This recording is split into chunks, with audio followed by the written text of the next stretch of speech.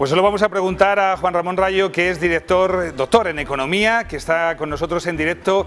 Juan Ramón, estamos viviendo sobre todo una situación internacional preocupante, la bajada del precio del petróleo, la crisis en los países emergentes, el constipado que ya es gripe en la economía china. ¿Eso nos va a afectar a los españoles?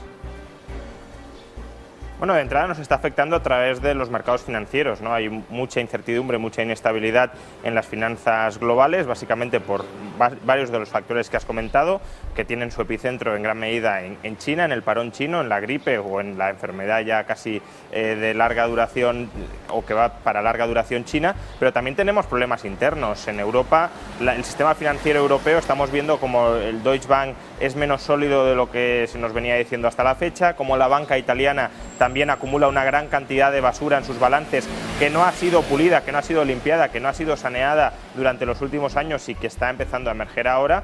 La banca griega sigue dando evidentes problemas como consecuencia de que su gobierno no tiene ni mucho menos garantizado que la Troika le siga enviando los fondos comprometidos, porque él a su vez no está cumpliendo con su parte de las obligaciones que asumió para recibirlos.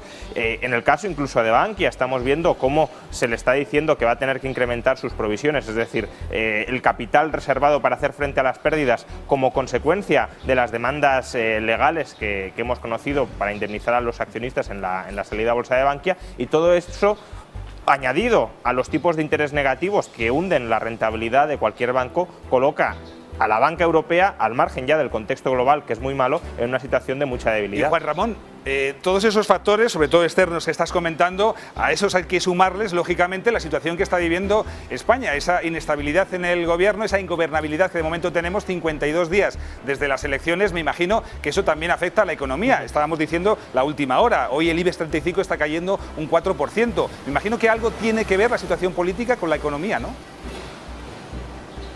Sí, a ver, de entrada que no haya gobierno en sí mismo tampoco es demasiado grave. Lo que es grave es que pueda haber un gobierno que tome políticas económicas desastrosas. Ese es el riesgo verdadero que preocupa a los mercados. Bélgica estuvo pues más de un año sin gobierno y no sucedió prácticamente nada.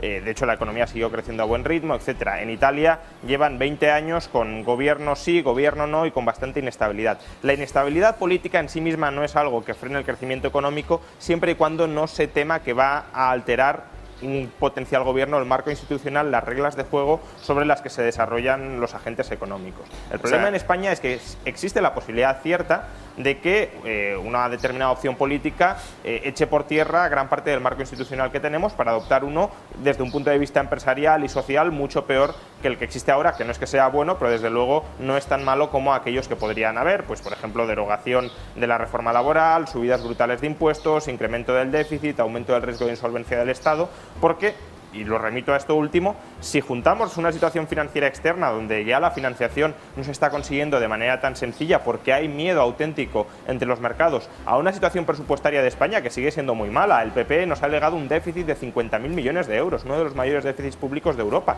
Pero es que al otro lado tenemos a PSOE y Podemos que quieren todavía incrementar más este déficit. ¿Cómo podemos financiar un déficit de 50.000 millones de euros, prácticamente cinco veces el recorte de sanidad y pensiones que experimentamos en el año 2012, si además muchas opciones políticas o algunas opciones políticas quieren incrementar más el gasto? Pues bueno, si esto lo añadimos en un cóctel, como decía, internacional, de mala financiación, de escasa financiación, de miedo y de incertidumbre financiera, pues tenemos un cóctel verdaderamente o potencialmente explosivo. Y Juan Ramón, ya para terminar, quiero que seas breve y me respondas a esta pregunta. Los consumidores, los ciudadanos de a pie, ¿tenemos que estar entonces preocupados? Es decir, ¿se pueden repetir las escenas que vivimos en los últimos años desde el pasado 2007? ¿Sí o no?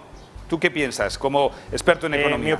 Mi opinión es que no van a ser ni mucho menos la crisis en España y en algunos países europeos tan grave como la que vivimos pues en 2009 o en 2012. Eso no significa que no vayamos hacia una ralentización de la economía y que si no se hacen los deberes en España, es decir, si el gobierno entra en una situación de insolvencia como consecuencia del incremento del gasto público, sí que podamos llegar a repetir estas escenas. Espero que no lleguemos, pero si llegamos será por culpa exclusiva de multiplicar el gasto público. Estaremos pendientes, ojalá no se produzcan esos augurios. Juan Ramón, muchísimas gracias por atendernos. Y Santi, la economía por supuesto preocupa, lo decía antes Albert Rivera en su reunión con Mariano Rajoy, ha sido uno de los puntos importantes que han tratado. comentado, claro.